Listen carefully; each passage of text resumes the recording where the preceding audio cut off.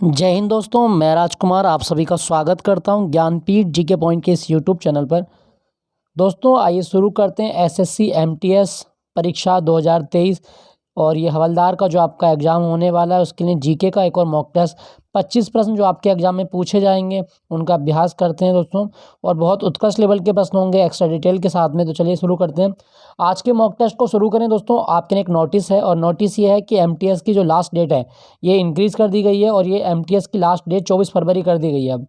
तो अगर आपने अभी तक ऑनलाइन नहीं कराई है इसकी तो आप अपना फॉर्म अप्लाई कर दीजिएगा। 24 फरवरी इसकी लास्ट डेट हो गई है, ठीक है। चलिए फिर बात करते हैं पहले प्रश्न की ओर से। पहला प्रश्न आपकी स्क्रीन पर दिख रहा होगा। निम्नलिखित प्रसिद्ध व्यक्तियों में से भूदान और सर्वोदय आंदोलन के लिए किसे जाना जाता है। दोस्तों भूदान और सर्वोदय आंदोलन ये जो शुरू किया है किसने शुरू किया था? आचार्य विनोबा भावे, ऑप्शन सी। भूदान आंदोलन आचार्य विनोबा भावे ने शुरू किया था 1951 की ये बात है। और इन्होंने जो ये आंदोलन शुरू किया था वो किया था पोचमपल्ली से। पोचमपल्ली एक गांव है, वर्तमान में तेलंगाना में मिलेगा आपको। तो पोचमपल्ली गांव से भूदान आंदोलन की शुरुआत की गई थी आचार्य विनोबा भावे के द्वारा, ठीक है। दोस्तों विनोबा भावे जो है ना ये गांधी जी के शिष्य हैं, ये भी आप याद रखना। और सर्वोदय का जो विचार है इन्होंने गांधी जी से सीखा और इसके बाद में इन्होंने सर्वोदय समाज की स्थापना भी की थी, ठीक है। और एक चीज़ आपसे और पूछेगा कि महाराष्ट्र के पवनार में एक आश्रम की स्थापना भी इन्होंने की थी, बहुत इंपॉर्टेंट है। विनोबा भावे को आप एक चीज़ और याद रखना दोस्तों। पहला भारतीय व्यक्ति कौन था जिसे रेमन मैग्सेसे अवार्ड मिला है? तो रेमन मैग्सेसे अवार्ड जिसे एशिया का नोबेल कहा जाता है, रेमन मैग्सेसे अवार्ड प्राप्त करने वाले पहले भारतीय कौन थे? आचार्य विनोबा भावे। याद रखना, बहुत आता है एग्जाम में, ठीक है। चलिए अगले प्रश्न की ओर चलते हैं। यहाँ पे एक ऑप्शन में लिखा गया आपका सर सैयद अहमद खान। दोस्तों इन्होंने अलीगढ़ आंदोलन का नेतृत्व किया था। अलीगढ़ आंदोलन का नेतृत्व किसने किया था? सर सैयद अहमद खान के द्वारा अलीगढ़ आंदोलन का नेतृत्व किया गया था। और इन्हीं के प्रयास से जो वर्तमान में उत्तर प्रदेश में अलीगढ़ मुस्लिम यूनिवर्सिटी है वो बनी थी आपकी, मोहम्मडन एंग्लो ओरिएंटल कॉलेज के नाम से वो बनी थी। उसके बाद में इसको यूनिवर्सिटी का स्टेटस मिला था। तो वो सारी चीज़ें आप याद रखिएगा, ठीक है। दोस्तों यहाँ पर लिखा गया है श्यामा प्रसाद मुखर्जी। आपके लिए क्वेश्चन ये है कि भारत में श्यामा प्रसाद, देखो मैं दो तीन चीज़ें बता देता हूँ, खैर आपसे क्या क्वेश्चन पूछूं मैं आपको बता देता हूँ। अगर क्वेश्चन कभी आए कि भारत में श्यामा प्रसाद मुखर्जी बंदरगाह कहाँ पर है? दोस्तों भारत में श्यामा प्रसाद मुखर्जी बंदरगाह कोलकाता में है। इनके नाम पर एक बंदरगाह है कोलकाता में। तो याद रखना कि श्यामा प्रसाद मुखर्जी बंदरगाह कहाँ पर है? कोलकाता में। दूसरा, श्यामा प्रसाद मुखर्जी के नाम पर एक सुरंग है और ये सुरंग है आपकी जम्मू कश्मीर में। तो बंदरगाह है आपका कोलकाता में, सुरंग है आपकी जम्मू कश्मीर में। और श्यामा प्रसाद मुखर्जी के नाम पर बना national institute for water and sanitation. तो श्यामा प्रसाद मुखर्जी राष्ट्रीय जल एवं स्वच्छता संस्थान ये कहाँ पे बना है? तो ये बना है आपका दोस्तों कलकत्ता में। निवास बोलते हैं इसको, ये कलकत्ता में बना है। अभी आपके लगभग 10-15 दिन हो गए हैं ये बने हुए। तो ये आप याद रखिएगा, ठीक है। मैंने आपको सारे ऑप्शन बता दिए। चलिए अगले प्रश्न की ओर चलते हैं। तो इसका सही जवाब क्या होगा आपका? आचार्य विनोबा भावे। बाकी अरविंद घोष आप जानते हैं, पांडिचेरी में ऑरोविल आश्रम की स्थापना इन्होंने की थी। मैरी कॉम द्वारा प्राप्त सर्वोच्च नागरिक सम्मान कौन सा है? दोस्तों मैरी कॉम को जो अवार्ड मिल चुका है नागरिकता के लिए वो अवार्ड मिला है आपका पद्म भूषण। ऑप्शन बी, पद्म भूषण मिल चुका है आपका, या आप याद रखिएगा, ठीक है दोस्तों। और एक चीज़ आप और याद रखिएगा कि इनको पद्म भूषण मिला कब है? तो 2013 में इनको पद्म भूषण मिला है। मैरी कॉम कौन सा खेल खेलती हैं? मुक्केबाजी, बॉक्सिंग करती हैं, याद रखना। और दोस्तों मैरी कॉम की आत्मकथा बहुत आती है आपके एग्जाम में। तो मैरी कॉम की आत्मकथा यदि आपसे पूछी जाए कि कौन सी है तो दोस्तों इनकी आत्मकथा का नाम है अनब्रेकेबल। मैरी कॉम की आत्मकथा का नाम है अनब्रेकेबल, याद रखना। कभी क्वेश्चन आए तो ये पूछा जा सकता है आपसे, अनब्रेकेबल किसकी आत्मकथा है? तो मैरी कॉम की आत्मकथा का नाम है अनब्रेकेबल। मणिपुर से आती हैं, याद रखना। सुपर मॉम भी इनको कहा जाता है। किस दवा का वेदना से राहत पाने के लिए प्रयोग किया जाता है? दोस्तों वेदना मतलब क्या होता है? दर्द। तो दर्द से मुक्ति दिलाने वाली दवा कौन सी है? दोस्तों इसका सही जवाब क्या होगा? ट्रेमेडोल। ट्रेमेडोल जो होता है ये आपकी दर्द से मुक्ति दिलाने वाली दवाएं होती हैं, आप याद रखना, ठीक है। दोस्तों एक चीज़ मैं आपको और बता दूं, एक दवाई आपके एग्जाम में और पूछता है, वो पूछता है एंटीपायरेटिक क्या होता है? तो एंटीपायरेटिक ऐसी दवाई होती हैं जो हमारे शरीर के तापमान को नॉर्मल करती हैं। मतलब बुखार भगाने वाली दवाई क्या कहलाती हैं? एंटीपायरेटिक कहलाती हैं, ठीक है। एंटीपायरेटिक बुखार को दूर करने वाली दवाई होती है। नेक्स्ट वन ये चलते हैं। गन्ना क्या है? दोस्तों गन्ने के बारे में आपको बताना है। गन्ना लता है, पेड़ है, झाड़ी है? तो दोस्तों गन्ना एक घास है, ऑप्शन डी। गन्ना एक घास प्रकार की वनस्पति आप याद रखें। दोस्तों अगर आपसे पूछा जाए कि भारतीय गन्ना अनुसंधान केंद्र कहाँ पर है, भारतीय गन्ना अनुसंधान केंद्र कहाँ पर है, तो ये लखनऊ में है। भारतीय गन्ना अनुसंधान केंद्र उत्तर प्रदेश की राजधानी लखनऊ में है, नवाबों की नगरी जिसे कहा जाता है, तो ये आप याद रखना, ठीक है। और गन्ना जो है ये भारत में नकदी फसल है। कभी क्वेश्चन आए कि भारत में जो गन्ना है कैसी फसल है, नकदी फसल है, ये भी आप याद रखिएगा। ठीक है दोस्तों, क्या आपको पता है कि गन्ने में कौन सी शर्करा होती है, सुक्रोज। गन्ने में पाई जाने वाली शर्करा कौन सी है, सुक्रोज होती है गन्ने में पाई जाने वाली शर्करा, ठीक है। इसको बोलते हैं केन शुगर। क्लियर। नेक्स्ट प्रश्न को चलते हैं। अच्छा यहाँ पे ना घास शब्द अगर आपसे पूछा जाए कि घास का अध्ययन क्या होता है, दोस्तों आप याद रखिएगा एग्रेस्टोलॉजी। एग्रेस्टोलॉजी क्या है, घासों का अध्ययन एग्रेस्टोलॉजी कहलाता है, ठीक है।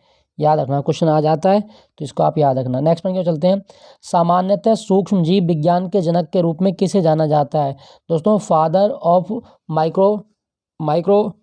माइक्रोलॉजी कौन है, तो दोस्तों आपको याद रखना है कि जो सूक्ष्म विज्ञान का जनक है वो है आपके एंटोनी फिलिप बॉन ल्यूवेनहॉक। इन्होंने सबसे पहले किसकी खोज की थी, बैक्टीरिया की खोज की थी। तो जीवाणु विज्ञान का जनक या जीव विज्ञान का जनक के रूप में सूक्ष्म जीव विज्ञान का कौन जनक है आपका, ल्यूवेनहॉक। इन्होंने जीवाणु की खोज भी की थी, ठीक है। यहाँ पे लिखा गया आपका ऑप्शन में दोस्तों रॉबर्ट हुक। कभी क्वेश्चन आए कि कोशिका की खोज किसने की थी, तो रॉबर्ट हुक ने कोशिका की खोज की थी, ये भी आप याद रखना। और यहाँ लिखेगा चार्ल्स डार्विन ने सर्वाइवल ऑफ द फिटेस्ट, योग्यतम की उत्तरजीविता का सिद्धांत दिया था, ये भी आप याद रखना। और चार्ल्स डार्विन की किताब बड़ी आती है, एग्जाम में बहुत आती है, रट लेना, the origin of the species. The origin of the species, the origin of the species, जातियों की उत्पत्ति, ये पुस्तक लिखी गई है डार्विन के द्वारा, ठीक है दोस्तों। क्लियर। अच्छा आपके लिए क्वेश्चन है, जरूर बताना दोस्तों लिख के, ये डार्विन फिंचिज क्या होता है। डार्विन फिंचिज शब्द किसके लिए यूज किया जाता है, पक्षियों के लिए यूज करते हैं, स्तनधारियों के लिए यूज करते हैं। डार्विन फिंचिज शब्द किसके लिए यूज किया जाता है, कमेंट में लिख के जरूर बताना, ठीक है। क्वेश्चन संख्या 5 का सही होगा, सूक्ष्म जीव विज्ञान का जनक ल्यूवेनहॉक है, ठीक है, ल्यूवेनहॉक। क्लियर। क्वेश्चन संख्या 6 की ओर चलते हैं। नेक्स्ट आपका, निम्नलिखित में से किसे संश्लेषित रबर कहा जाता है, दोस्तों संश्लेषित रबर किसे कहा गया, तो इसका सही जवाब क्या होगा, नियोप्रिन। ऑप्शन सी, नियोप्रिन को संश्लेषित रबर कहा जाता है, ये आप याद रखना, ठीक है। दोस्तों अगर मैं बात करूं आपसे भारत में प्राकृतिक रबर कहाँ होती है, तो भारत में सबसे ज़्यादा प्राकृतिक रबर होती है केरल में, ये भी आप याद रखना। और रबर जो होता है बहुत मुलायम होता है, तो रबर को मजबूती देने के लिए हम इसमें क्या मिलाते हैं, दोस्तों रबर को मजबूती देने के लिए सल्फर मिलाया जाता है। कभी क्वेश्चन आए कि रबर को मजबूती देने के लिए क्या मिलाते हैं, सल्फर। और रबर में सल्फर मिलाने की क्रिया क्या कहलाती है, बल्कनीकरण। रबर में सल्फर मिलाने की क्रिया बल्कनीकरण कहलाती है, आप याद रखना, क्वेश्चन आ सकता है। क्लियर। चलिए अगले प्रश्न को चलते हैं। NaCl में क्या होता है, NaCl दोस्तों ये नमक होता है, सोडियम क्लोराइड। तो NaCl में क्या होता है, दोस्तों देखो अगर आप NaCl को तोड़ें, NaCl तो ये इस तरह से मतलब जल में अगर इसको घोलेंगे तो इस तरह टूट जाएगा, Na+ और Cl-, मतलब ये क्या बने, ये आपका धनायन बना और ये आपका ऋणायन बना। तो इसमें जो होता है वो आयनिक बंध होता है, ऑप्शन डी, NaCl में आयनिक बंध होता है, ये आप याद रखना, क्वेश्चन कभी आए तो इसका सही जवाब है आपका ऑप्शन डी। क्लियर। अच्छा दोस्तों अगर आपसे पूछा जाए कि NaCl जो है भारत में मतलब सबसे ज़्यादा नमक कहाँ होती है, गुजरात में सबसे ज़्यादा नमक का उत्पादन किया जाता है, याद रखना, इसके बारे में क्वेश्चन आता है, तो गुजरात में सबसे ज़्यादा नमक होती है, ये भी आप याद रखेंगे। क्लियर। नेक्स्ट प्रश्न को चलते हैं। अटल भूजल योजना किससे संबंधित है, दोस्तों अटल भूजल योजना किससे संबंधित है ये हमें बताना है। तो अटल भूजल योजना का जो संबंध है दोस्तों वो उन क्षेत्रों में भूजल स्तर को बढ़ाने से है जहाँ पे मतलब भूजल स्तर बहुत नीचे है, मतलब ऐसे क्षेत्र जहाँ पर भूजल का स्तर नीचे चला गया है उसका स्तर बढ़ाया जाए ताकि लोगों को जो जल की उपलब्धता है वो की जाए। तो इसका सही जवाब क्या होगा, अटल भूजल योजना, ये भूजल से संबंधित है, भूजल। और दोस्तों मैं आपको एक चीज़ बताऊँ, भूजल का दूसरा नाम क्या होता है, एक्वीफर। भूजल को हम एक्वीफर भी कहा जाता है। कभी क्वेश्चन आए कि एक्वीफर क्या है, पृथ्वी के नीचे जो जल रिसकर चला गया उसको एक्वीफर बोलते हैं, ठीक है। चलिए अच्छा मैं आपको एक चीज़ और बता देता हूँ, कभी क्वेश्चन आए अगर आपसे पूछे कि पृथ्वी पर कितने प्रतिशत भाग पर जल मंडल है, तो दोस्तों पृथ्वी का लगभग 71% भाग जो है वो जल से घिरा हुआ है, लगभग 71% भाग जल से घिरा हुआ है, ये आप याद रखना, ठीक है, पूछ लेता है आपके एग्जाम में। क्लियर। अच्छा, यहाँ पे ना जैविक खेती लिखी गई है। जैविक खेती क्या होता है दोस्तों? जैविक खेती का मतलब जब आप खेती में रासायनिक खादों का प्रयोग नहीं करेंगे। तो अटल भूजल योजना भूजल के लिए है। नेक्स्ट की ओर चलते हैं। मराठी किस राज्य की शासकीय भाषा है? दोस्तों मराठी भाषा भारत में कहाँ बोली जाती है? दोस्तों वैसे तो देखो महाराष्ट्र की है। अब यहाँ पे आप देखें तो चंडीगढ़ की नहीं है। दमनदीव और दमनदीव दिल्ली की तो है ही नहीं, ठीक है। चंडीगढ़ की भी नहीं है। दादरा नागर हवेली, दोस्तों दादरा नागर हवेली एक केंद्र शासित प्रदेश है और इसकी जो शासकीय भाषा है वो मराठी है, ठीक है। अब तो दमनदीव और दादरा नागर हवेली सबको एक कर दिया गया है, ये भी आप याद रखना। तो इस दादरा नागर हवेली की शासकीय भाषा है मराठी, ठीक है। दोस्तों अगर आपसे पूछा जाए, मैं आपको 2-3 भाषा बता देता हूँ, काफ़ी पूछ लेता है एग्जाम में। जैसे अगर आपसे पूछे कि आप बोडो भारत में किस राज्य की शासकीय भाषा है? बोडो, तो आप याद ना, बोडो भाषा असम में बोली जाती है। ये काफ़ी आती है एग्जाम में, पिछली बार एमटीएस में आ चुका है क्वेश्चन। तो बोडो असम में बोली जाती है। एक आपसे कोंकणी बहुत पूछता है एग्जाम में। कोंकणी किस राज्य की राजभाषा है? दोस्तों गोवा की राजभाषा क्या है? कोंकणी है। एक आपसे अंग्रेजी और पूछेगा कि भारत में अंग्रेजी जो है ये किस राज्य की मतलब आधिकारिक भाषा है, शासकीय भाषा है? दोस्तों अंग्रेजी एक नागालैंड और एक नागालैंड है और एक है आपका अरुणाचल प्रदेश। तो अरुणाचल प्रदेश और नागालैंड इन दोनों की शासकीय भाषा आपकी अंग्रेजी है। तो ये आप याद हैं। 4 राज्य हैं आपकी, काफ़ी फेमस मतलब हैं और ये चारों के बारे में आपसे पूछा जाता है, क्लियर। बाकी मिजो पूछेगा, मिजो भाषा कहाँ की है? तो मिजो दोस्तों ये मिजोरम की हो जाएगी। कोक बोरोक पूछता है तो कोक बोरोक त्रिपुरा की है, ठीक है। चलिए अगले प्रश्न की ओर चलते हैं। नेक्स्ट आपका कर्मा पूजा के त्योहार के दौरान कर्मा नृत्य किया जाता है। यह त्योहार कब मनाया जाता है? दोस्तों कर्मा पूजा में जो मतलब त्योहार है कर्मा पूजा, ये अगस्त या सितंबर के बीच में होता है और ये झारखंड में होता है, झारखंड या बिहार में। और ये जो होगा आपका पूछा कि किस ऋतु में होता है, तो अगस्त सितंबर के बीच कौन सी ऋतु चलेगी दोस्तों? अगस्त सितंबर के बीच आपकी भाद्रपद ऋतु चलेगी। तो ये आएगा आपका, ये आएगा ग्रीष्म ऋतु में, ठीक है। ऑप्शन बी, कर्मा पूजा ग्रीष्म ऋतु में मनाया जाता है झारखंड या बिहार के आदिवासी समुदाय के द्वारा, आप याद रखना। दोस्तों एक त्यौहार मैं आपको बड़ा फेमस बताता हूँ, बहुत फेमस और बहुत आता है एग्जाम में, इसको तो रट लेना। एमटीएस में अगर आप एग्जाम देने वाले हैं तो रट लेना, खर्ची पूजा जो मेरे स्टूडेंट हैं उनको रटा हुआ है सबका, खर्ची पूजा। और ये त्रिपुरा का त्यौहार है, इसमें 14 देवी देवताओं की पूजा होती है, साथ साथ धरती की पूजा भी होती है, ठीक है।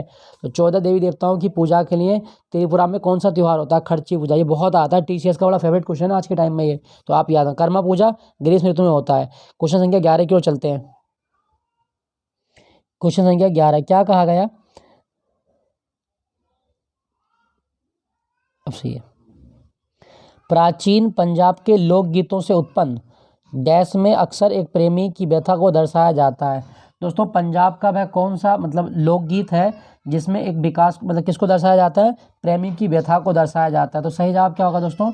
इसका सही जवाब है ऑप्शन ए, टप्पा लोकगीतों में जो प्रेमी की व्यथा होती है उसको दर्शाया जाता है, दिखाया जाता है। तो ये पंजाब में होता है, ठीक है, पंजाब का है, आप याद रखना। दोस्तों पंजाब की बात हो रही तो मैं पंजाब के आपको 3 डांस बता देता हूँ। एक भांगड़ा जो है ये आपका पुरुष करते हैं, ठीक है, ऑलरेडी लिखा हुआ है। भांगड़ा जो है ये मेल करते हैं, केवल मेल। और भांगड़े का फीमेल वर्जन क्या है? गिद्धा। तो भांगड़ा अगर महिलाएं करेंगी तो इसको गिद्धा कहा जाता है। और पंजाब का एक डांस हो रहा है किकली, पंजाब का एक डांस है आपका किकली, बहुत आता है आपके एग्जाम में, आप याद रखना। और एक चीज़ आप और याद रखना, पंजाब में एक त्यौहार होता है वैसाखी। अच्छा वैसाखी त्यौहार क्यों मनाया जाता है? ये बड़ा अच्छा क्वेश्चन है कि वैसाखी त्यौहार क्यों होता है। दोस्तों बैसाखी त्यौहार इसलिए मनाया जाता है क्योंकि खालसा पंथ की स्थापना की गई थी बैसाखी के दिन ही। तो खालसा पंथ की स्थापना के याद में बैसाखी का त्यौहार ये शुरू किया गया था गुरु गोविंद सिंह के द्वारा। तो आप याद रखना। पंजाब इसे 5 नदियों की भूमि भी कहा जाता है। और पंजाब में कपूरथला है, कपूरथला में रेल कोच फैक्ट्री है। पंजाब में एक शहर है पटियाला, और पटियाला में नेताजी सुभाष चंद्र बोस राष्ट्रीय खेल संस्थान भी है, याद रखना इसके बारे में। नेक्स्ट आपका जलीय जीवाणुओं का खाद्य स्रोत क्या है? दोस्तों जलीय जीवाणुओं का जो खाद्य स्रोत होता है वो क्या होता है आपका? फाइटोप्लैंक्टन एक घास होती है आपकी जो जलीय जीवाणुओं का एक क्या है, आप मान सकते हैं कि भोजन है इनका, ठीक है, फाइटोप्लैंक्टन, याद रखना, ठीक है। चलिए अगले प्रश्न की ओर। अच्छा यहाँ पे लिखा गया है शैवाल। कभी क्वेश्चन आए कि शैवालों का अध्ययन क्या है? दोस्तों फाइकोलॉजी, शैवालों का अध्ययन फाइकोलॉजी कहलाता है, आप याद रखना, ठीक है, फाइकोलॉजी शैवालों का अध्ययन। नेक्स्ट प्रश्न, जनप्रतिनिधि अधिनियम कब पारित किया गया था? दोस्तों भारत में पीपल्स रिप्रेजेंटेटिव एक्ट कब आया था? तो दोस्तों भारत में जो जनप्रतिनिधि अधिनियम लाया गया वो 1951 में लाया गया था। ठीक है। अगर कभी क्वेश्चन आए कि जो चुनावों के दौरान चुनावी आचार संहिता लगती है, इसका प्रावधान कौन से मतलब अधिनियम में है? तो चुनावी आचार संहिता का प्रावधान जनप्रतिनिधि अधिनियम में ही किया गया है। चुनावी आचार संहिता जनप्रतिनिधि अधिनियम 1951। क्लियर, याद रखना। अच्छा दोस्तों यहाँ पे ना लिखा गया आपका 1955। देखो 1955 से क्वेश्चन ये पूछ सकता है आपके एग्जाम में कि जो आपका स्टेट बैंक ऑफ इंडिया है इसका राष्ट्रीयकरण कब हुआ था? तो 1 जुलाई 1955 को स्टेट बैंक का राष्ट्रीयकरण किया गया। और 1949 में क्या हुआ था? आरबीआई का राष्ट्रीयकरण हुआ था, है ना। याद रखना इसके बारे में, आरबीआई का राष्ट्रीयकरण 1949 में हुआ था, आप याद रखिएगा। क्लियर। नेक्स्ट प्रश्न की ओर चलते हैं। तो इसका सही जवाब क्या होगा? 1951, ऑप्शन ए। लेना नदी किस देश से होकर बहती है? दोस्तों लेना नदी कहाँ से होकर बहती है? तो इसका सही जवाब होगा रूस से होकर बहती है लेना नदी। याद रखना, रूस की राजधानी क्या है? मॉस्को। और रूस की मुद्रा को क्या कहा जाता है? रूबल। रूस की मुद्रा को रूबल कहा जाता है। रूस की संसद को ड्यूमा कहा गया है। ठीक है, ये सारी चीज़ें आप याद रखना। और रूस की वैसे सबसे लंबी नदी कौन सी है? वोल्गा। रूस में आपको यूराल पर्वत भी याद रखना है। यूराल पर्वत कहाँ मिलेंगे आपको? तो रूस में यूराल पर्वत मिलते हैं। ठीक है। अच्छा दोस्तों यहाँ पे लिखा गया आपका चीन। चीन के बारे में आपको मैं एक चीज़ बता दूं, चीन की राजधानी तो बीजिंग है। इसकी मुद्रा बड़ी फेमस है, रेनमिनबी। ये बहुत आती है आपके एग्जाम में। रेनमिनबी किस देश की मुद्रा है? तो चीन की मुद्रा है रेनमिनबी। दूसरी चीन की मुद्रा है युआन। तो चीन में 2 मुद्राएं चलती हैं। ठीक है। ब्राज़ील जो है इसको राजधानी ब्राज़ीलिया है, मुद्रा इसकी पीसो चलती है ब्राज़ील में। और दोस्तों आप एक चीज़ याद रखना, ब्राज़ील में आपको एक वन याद रखना है, अमेजन वन। और अमेजन वनों को धरती का फेफड़ा कहा जाता है। क्या कहा जाता है? धरती का फेफड़ा। अमेजन वन धरती का फेफड़ा कहलाते हैं, ब्राज़ील में मिलेंगे। और 2024 में G20 सम्मेलन जो होगा वो ब्राज़ील में होगा। ठीक है। और इसके राष्ट्रपति कौन बने थे अभी? लूला डी सिल्वा। ब्राज़ील के राष्ट्रपति बने लूला डी सिल्वा। क्लियर। तो लेना नदी रूस में बहती है, ऑप्शन सी। मंगल ग्रह सूर्य से कौन से स्थान पर आता है? दोस्तों ये सूर्य है, सूर्य मान लीजिए आप इसको। सूर्य के जस्ट बराबर में आएगा बुध, फिर शुक्र, फिर अपनी पृथ्वी आएगी, और पृथ्वी के बाद में आएगा मंगल। तो बुध शुक्र पृथ्वी मंगल, मतलब सूर्य से चौथे नंबर के क्रम में आता है मंगल। सही जवाब होगा, चौथे क्रम पे आता है। ठीक है। और ये जो 4 ग्रह मैंने लिखे हैं, बुध शुक्र पृथ्वी मंगल, इन ग्रह को पार्थिव ग्रह कहा जाता है। पार्थिव ग्रह या इन्हीं ग्रह को कहा जाता है आंतरिक ग्रह। ठीक है, आप याद रखना, पार्थिव ग्रह या आंतरिक ग्रह की संज्ञा किसे दी गई है? ये 4 ग्रह बुध शुक्र पृथ्वी मंगल को पार्थिव ग्रह या आंतरिक ग्रह कहा जाता है। टोटल ग्रह कितने हैं? 8 हैं। ठीक है। तो ये मंगल ग्रह कौन से नंबर का हो गया? चौथे नंबर का हो गया। सूर्य लिखा गया है, सूर्य में लगातार ऊर्जा क्यों बनती है? तो आप याद रखना, सूर्य में लगातार ऊर्जा बनती है नाभिकीय संलयन के कारण। ये बहुत इंपॉर्टेंट है, कई बार एग्जाम में क्वेश्चन आता है कि सूर्य में ऊर्जा का स्रोत नाभिकीय संलयन। सूर्य का प्रकाश 8 मिनट 20 सेकंड में धरती पर आ जाता है। अगर 20 सेकंड ऑप्शन में नहीं है तो आप 18 सेकंड लगाइएगा, और 18 सेकंड भी ऑप्शन में नहीं है तो 16.6 सेकंड भी आप लगा सकते हैं। याद रखना दोस्तों। और सूर्य में जो अधिकांश भाग है वो हाइड्रोजन का बना है। ठीक है, याद रखना। मंगल ग्रह को लाल ग्रह भी कहा जाता है। चलिए अगले प्रश्न की ओर चलते हैं।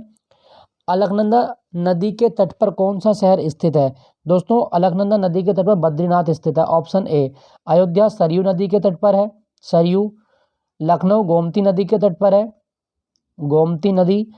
और इलाहाबाद ये संगम पर स्थित है, मतलब गंगा और यमुना का संगम जो होता है आपका, ये इलाहाबाद में होता है। तो अलकनंदा नदी जो है आपकी बद्रीनाथ में स्थित है, आप याद रखना। ठीक है। और अलकनंदा नदी जो है ये आपकी कभी क्वेश्चन आए कि कौन से ग्लेशियर से निकलती है? दोस्तों सतोपंथ ग्लेशियर से निकलती है। सतोपंथ हिमनद से अलकनंदा नदी का उद्गम होता है। वेरी इंपॉर्टेंट, बहुत बार एग्जाम में आ चुका है कि अलकनंदा नदी का उद्गम कहाँ से हुआ? सतोपंथ ग्लेशियर उत्तराखंड से निकलती है। क्लियर। नेक्स्ट प्रश्न पे चलते हैं। कलिंग का युद्ध किस वर्ष लड़ा गया? दोस्तों कलिंग का युद्ध हुआ था 261 ईसा पूर्व में। 261 ईसा पूर्व में कलिंग का युद्ध हुआ अशोक और राजा खारवेल के बीच। इस युद्ध में अशोक की जीत होती है और राजा खारवेल अंत में क्या हो जाता है? पराजित हो जाता है। ठीक है। अगर कभी क्वेश्चन आए कि जो राजा खारवेल है ये कौन से वंश के राजा हैं? चेदी वंश के राजा हैं, और ये जैन धर्म के अनुयायी हैं। राजा खारवेल चेदी वंश का राजा है और ये जैन धर्म को मानता है। ठीक है। कलिंग का युद्ध कौन सी नदी के किनारे हुआ था? दया नदी के किनारे। कलिंग का युद्ध दया नदी के किनारे लड़ा गया था, ये भी आपको याद रखना है। साथ साथ कलिंग युद्ध का वर्णन जो अशोक का 13वां शिलालेख है ना, इसमें किया गया है। तो ये क्वेश्चन भी ऑलरेडी एसएससी पूछ चुकी है कि कलिंग युद्ध का वर्णन कौन से शिलालेख में है, तो 13वें शिलालेख में है। ठीक है, आप याद है, कलिंग जो जगह है ये उड़ीसा में आती है। अगर आपके पूछे कि कलिंग जगह कहाँ पर आपकी, उड़ीसा में, तो कलिंग का युद्ध कब हुआ था, 261 ईसा पूर्व में कलिंग का युद्ध लड़ा गया था। आप याद रखना 261 ईसा पूर्व, ऑप्शन बी। अच्छा, मैं आपको एक बड़ा मजेदार क्वेश्चन बताता हूँ। अगर आपसे एग्जाम में पूछा जाए कि कलिंग अवार्ड भी तो होता है, कलिंग अवार्ड भारत में उड़ीसा की सरकार यूनेस्को के साथ मिलकर देती है, तो कलिंग अवार्ड किस क्षेत्र में मिलेगा, विज्ञान के क्षेत्र में। इंपॉर्टेंट है, याद रखना जानी, विज्ञान के क्षेत्र में दिया जाता है कलिंग पुरस्कार। क्लियर। विज्ञान दिवस मनाएंगे 28 फरवरी को। नेक्स्ट, राष्ट्र संघ का गठन किस युद्ध के उपरांत किया गया था। दोस्तों राष्ट्र संघ मतलब लीग ऑफ नेशंस, कहने का मतलब है कि लीग ऑफ नेशंस की स्थापना कब की गई थी। दोस्तों लीग ऑफ नेशंस की स्थापना की गई 1920 में। तो 1920 में कौन सा युद्ध था, प्रथम विश्व युद्ध। प्रथम विश्व युद्ध के दौरान लीग ऑफ नेशंस की स्थापना की गई थी, आप याद रखना। क्लियर। क्वेश्चन संख्या 18 का सही जवाब ऑप्शन ए। नेक्स्ट प्रश्न की ओर चलते हैं। अच्छा, अगर आपसे पूछे कि प्रथम विश्व युद्ध कब से कब तक चला था, 1914 से 1918 तक प्रथम विश्व युद्ध चला था। द्वितीय विश्व युद्ध 1939 से 1945 तक चला था, 1939 से 1945। नेक्स्ट प्रश्न की ओर चलते हैं। क्वेश्चन संख्या 19। क्वेश्चन संख्या 19 क्या कहा गया है दोस्तों, उद्विकास का सिद्धांत किसने दिया, थ्योरी ऑफ ओरिजिन।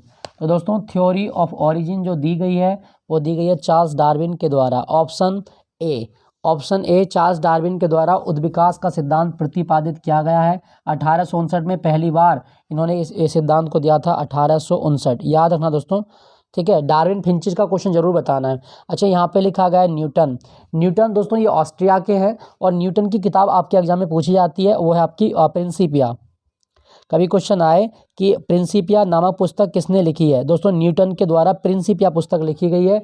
न्यूटन ने अपनी गति के नियम जिस पुस्तक में लिखे हैं वो पुस्तक कौन सी है, प्रिंसिपिया, याद रखना। तो उद्विकास का सिद्धांत चार्ल्स डार्विन, और प्रिंसिपिया पुस्तक किसने लिखी, ये लिखी आपकी न्यूटन ने। नेक्स्ट प्रश्न चलते हैं। अच्छा, गुरुत्वाकर्षण का नियम जो दिया था वो किसने दिया था, गुरुत्वाकर्षण का नियम भी न्यूटन ने दिया है। ठीक है, नेक्स्ट प्रश्न, निम्नलिखित में से कौन सी दूरी की एक इकाई नहीं है। दोस्तों दूरी की इकाई कौन सी नहीं है, प्रकाश वर्ष बिल्कुल दूरी की इकाई है, पारसेक दूरी की इकाई है, खगोलीय इकाई दूरी की इकाई है, लेकिन लॉन्ग सेक जो है दोस्तों ये दूरी की इकाई नहीं है। ठीक है, ये आप याद रखना, लॉन्ग सेक दूरी की इकाई नहीं है, ये कोई मात्रक नहीं होता आपका। ठीक है दोस्तों, अगर आपसे पूछा जाए कि एक प्रकाश वर्ष में कितने मीटर होते हैं, तो आप याद रखना एक लाइट ईयर बराबर 9.46 इंटू 10⁻15 मीटर, 10⁻15 मीटर होते हैं। एक प्रकाश वर्ष में 9.46 गुणा 10⁻15 मीटर होते हैं, आप याद रखना। प्रकाश वर्ष दूरी का मात्रक है, मतलब सूर्य का प्रकाश एक साल में जो दूरी कवर करता है उसी को बोलते हैं प्रकाश वर्ष। क्लियर। नेक्स्ट प्रश्न की ओर चलते हैं। बांदीपुर नेशनल पार्क किस राज्य में है, दोस्तों बांदीपुर नेशनल पार्क है कर्नाटक में, ऑप्शन बी। कर्नाटक में स्थित है बांदीपुर नेशनल पार्क। ठीक है, तो इसका सही जवाब होगा आपका ऑप्शन बी। दोस्तों कर्नाटक में ना एक टाइगर रिजर्व भी पूछेगा आपके एग्जाम में, नागरहोल। तो नागरहोल टाइगर रिजर्व ये किस राज्य में है, तो कर्नाटक में आपका नागरहोल टाइगर रिजर्व मिलेगा। ये काफ़ी फेमस है, कई बार एग्जाम में पूछा जाता है, तो ये भी आप याद रखें। ठीक है, भारत में सबसे ज़्यादा कॉफ़ी जो होती है वो आपकी कर्नाटक में ही होती है, ये भी आपको याद रखना है। और एक चीज़ मैं आपको और बता दूं, भारत में सबसे ज़्यादा हाथी जो पाले जाते हैं वो कर्नाटक में पाले जाते हैं। ठीक है दोस्तों, कर्नाटक के बारे में ना एक चीज़ आप और याद रखना कि जो कर्नाटक है यहाँ पे एक पहाड़ी है आपकी, ब्रह्मगिरी की पहाड़ी, और ब्रह्मगिरी की पहाड़ी से बड़ी प्रसिद्ध नदी है दक्षिण भारत की, जिसका नाम है आपका कावेरी। तो कावेरी नदी का उद्गम किस राज्य से होता है, कर्नाटक में ब्रह्मगिरी की पहाड़ियों से कावेरी नदी का उद्गम होता है। याद रखना दोस्तों, बड़ा फेमस क्वेश्चन है, बहुत आता है एग्जाम में। और कर्नाटक में आपको और क्या चीज़ याद रखनी है, कर्नाटक में एक खान याद रखनी है, कुंद्रेमुख की खान। कुंद्रेमुख एक बंदरगाह भी है यहाँ पे। तो कुंद्रेमुख खान जो किसके लिए फेमस है, लोहे के लिए फेमस है, यहाँ से लोहा ऐसा निकाला जाता है। तो ये आप याद रखना, ये कर्नाटक में है। और कर्नाटक की एक खान और आपको याद नहीं, कोलार की खान। इस पर तो फिल्म भी बन चुकी है, केजीएफ मूवी बनी है इसी कोलार फील्ड को लेके। तो कोलार गोल्ड फील्ड, कोलार स्वर्ण खदान कहाँ पर आपकी, कोलार स्वर्ण खदान आपकी कर्नाटक में है, याद रखना, पूछा जाता है आपके एग्जाम में। ठीक है, और कर्नाटक में क्या याद रखना, हाँ मैं आपको उसके 2 डांस बता देता हूँ, काफ़ी फेमस हैं। यक्षगान बहुत आता है एग्जाम में, यक्षगान और ढोलू कुनीता। तो यक्षगान और ढोलू कुनीता जो मतलब डांस हैं कहाँ के, आपके कर्नाटक के। कर्नाटक की राजधानी बेंगलोर है। बेंगलोर को भारत की सिलिकॉन वैली कहा जाता है। कर्नाटक में एक शहर मैसूर है और मैसूर में क्या है, भारतीय भाषा अनुसंधान केंद्र है। अच्छा, कर्नाटक में ना एक बड़ा फेमस क्वेश्चन बनेगा आपके एग्जाम में, तटरक्षक अकादमी बनी है, तटरक्षक अकादमी बनी है भारत में। तो आपको मैं बता दूं, तटरक्षक अकादमी जो भारत में पहली बार बनी है वो कर्नाटक का एक शहर है मैंगलोर, मैंगलोर में बनी है। ठीक है, याद रखना इसके बारे में, कभी क्वेश्चन आए तो आपसे पूछा गया था बांदीपुर नेशनल पार्क ये कर्नाटक में। नेक्स्ट प्रश्न की ओर चलते हैं। अच्छा चलो, एक क्वेश्चन आप बताइएगा, फूलपाती डांस किस राज्य का है? फूलपति डांस किस राज्य में किया जाता है? कमेंट में जरूर लिख के बताना। ठीक है, नेक्स्ट प्रश्न की ओर। सत्ता संरचना का एक ऐसा रूप है जिसमें सत्ता प्रभावी ढंग से व्यक्तियों या परिवारों के एक गुट के कब्जे में होती है। यह कौन सा मतलब लोकतंत्र का प्रकार है, मतलब कौन सा प्रकार है आपका सत्ता का? तो दोस्तों आपको याद रखना है, जब कुलीन तंत्र, कुलीन तंत्र मतलब इसको बोलते हैं ओलिगार्की, कुलीन तंत्र मतलब ओलिगार्की जब मतलब आती है, तो आप याद रखना इसमें जो सत्ता प्रभावी होती है वो व्यक्तियों या परिवारों के एक गुट के कब्जे में होती है। ठीक है, जिसको बोलते हैं कुलीन तंत्र। क्लियर, नेक्स्ट प्रश्न की ओर चलते हैं। क्वेश्चन संख्या 23, इसमें कहा गया है डैश को अम्बा विलास के नाम से भी जाना जाता है। दोस्तों कौन सा भारत में ऐसा मतलब स्थल है जिसको अम्बा विलास कहा जाता है? तो मैसूर महल, मैसूर महल का नाम अम्बा विलास भी है, आप याद रखना। और ये जो महल बनाया गया था ये ब्रिटेन के एक मतलब वास्तुकार थे हेनरी इरविन, हेनरी इरविन के द्वारा ये महल बनाया गया है, कर्नाटक में है, ये आप याद रखना, हेनरी इरविन, हेनरी इरविन के द्वारा ये बनाया गया है। क्लियर। अच्छा, सांची का स्तूप लिखा गया है, सांची का स्तूप कहाँ पर है? मध्य प्रदेश में रायसेन जिले में। और सांची का स्तूप मौर्य वंश के राजा सम्राट अशोक के द्वारा बनवाया गया था, ये भी आप याद रखना। ठीक है, यहाँ पे हवा महल लिखा गया है, हवा महल आपका जयपुर में। नेक्स्ट प्रश्न, जीव मिल्खा सिंह किस खेल से संबंधित है? जीव मिल्खा सिंह, तो दोस्तों जीव मिल्खा सिंह ये मिल्खा सिंह के बेटे हैं और ये गोल्फ के खिलाड़ी हैं, ऑप्शन सी गोल्फ के खिलाड़ी हैं, आप याद रखना। ठीक है दोस्तों, पोलो लिखा गया है, पोलो में खिलाड़ियों की संख्या 4 होती है, आप याद रखना। और बैडमिंटन लिखा गया, बैडमिंटन इसको शटल भी बोलते हैं। और बैडमिंटन के लिए आपको थॉमस कप याद रखना है, थॉमस कप किस खेल में दिया जाता है? दोस्तों थॉमस कप बैडमिंटन के लिए। टेनिस की बात करूँ तो टेनिस के लिए डेविस कप बहुत आता है आपके एग्जाम में, डेविस कप। ठीक है, डेविस कप। पोलो के लिए आपका, चलो पोलो के लिए कोई भी कप आपको याद हो तो आप बताइएगा, अजरा कप है या और कोई सा कप है, पोलो के लिए आप बता सकते हैं। तो जीव मिल्खा सिंह गोल्फ खेलता है। और गोल्फ का जो मैदान है, गोल्फ का मैदान क्या कहलाता है दोस्तों? गोल्फ का मैदान कहलाता है कोर्स, गोल्फ का कोर्स कहलाता है, याद रखना। क्लियर। चलिए अगले प्रश्न की ओर चलते हैं। इसमें कहा गया पाकिस्तान द गैदरिंग इस्लाम पुस्तक किसने लिखी है? दोस्तों पाकिस्तान द गैदरिंग इस्लाम पुस्तक ये लिखी गई बेनज़ीर भुट्टो के द्वारा। पाकिस्तान के इतिहास में पहली महिला प्रधानमंत्री बेनज़ीर भुट्टो की किताब है पाकिस्तान द गैदरिंग इस्लाम। क्या आपको पता है कि बेनज़ीर भुट्टो की आत्मकथा का नाम क्या है? तो दोस्तों बेनज़ीर भुट्टो की आत्मकथा का नाम है, और वो आत्मकथा आपकी कौन सी है? पूरब की बेटी, पूरब की बेटी। तो पूरब की बेटी किसकी आत्मकथा है? Daughter of the east, Benazir Bhutto की आत्मकथा है। ठीक है, परवेज मुशर्रफ लिखेगा, इनकी भी हाल ही में डेथ हो चुकी है, ये खत्म हो चुके हैं। चेतन भगत, चेतन भगत की तो कई सारी किताबें था, वन इंडियन गर्ल है, 2 नंबर 105 है, बहुत सारी किताबें चेतन भगत की, माई 3 मिस्टेक भी है। तो बहुत सारे उपन्यास इन्होंने लिखे हैं। तो आपसे पूछा गया था पाकिस्तान द गैदरिंग इस्लाम बेनज़ीर भुट्टो। तो दोस्तों ये था आपका आज का मॉक टेस्ट, मिलता हूँ आपको नए मॉक टेस्ट के साथ। Thank you for watching Gyanpeeth ji के पॉइंट।